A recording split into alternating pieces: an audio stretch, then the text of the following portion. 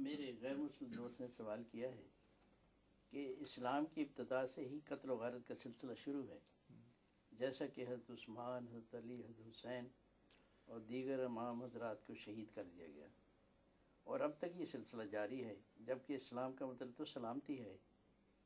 اس تعلیم کا اسلام کی نام لیوا افراد پر کیوں اثر نہیں پڑا؟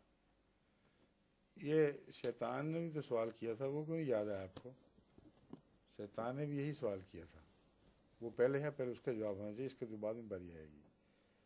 جب اللہ نے کہا تھا کہ میں زمین میں خلیفہ بنانے والا ہوں، تو شیطان نے کہا تھا کہ کیا زمین میں اس لیے کہ زمین میں فساد برپا ہو اور خون بہایا جائے؟ اس سوال کا حل جو بھی ہے وہ اس سوال کا بھی ہے جو آپ کر رہے ہیں۔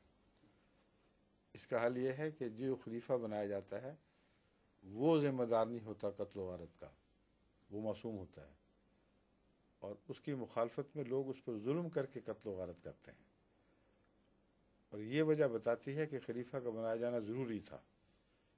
اگر وہ قربانیاں پیش نہ کرتا یا نہ کرے تو انسان کی یہ حالت تبدیل نہیں کی جا سکتی۔ اس کی مظلومیت، اس کا قربانیوں کے لیے اپنے آپ کو پیش کر دینا اور اس کے ماننے والوں کا، یہ ظلم کے خلاف جہاد ہے، جو انسان کو ظلموں سے پاک صاف کرنے کے لیے ایک لازمی قدم ہے، جس سے اٹھائے بغیر یہ اگلا مقصد حاصل نہیں ہو سکتا۔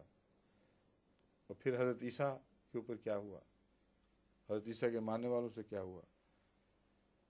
نہ اس نے آدم سے بات شروع کی، نہ اس نے عیسیٰ سے بات شروع کی، حضرت محمد صلی اللہ علیہ وسلم بھی گزر کے بھی حضرت امام حسین سے بات شروع کر دی ہے۔ ظلم جہاں بھی ہے، جو بھی کرتا ہے وہ ذمہ دار ہے، اور اس کے خلاف جو لوگ قربانیاں پیش کرتے ہیں وہ کفارہ کا جو ان کا تصور ہے، صحیح تصور یہ ہے کہ ہر ظلم کے خلاف برسر پیکار ہونے والا جو ظلم نہیں کرتا اور ظلم کا نشانہ بنتا ہے مگر بہادری سے بنتا ہے، اعلیٰ اقدار کی حفاظت کرتے ہوئے بنتا ہے، وہ ہے جو لوگوں کا کفارہ بنتا ہے۔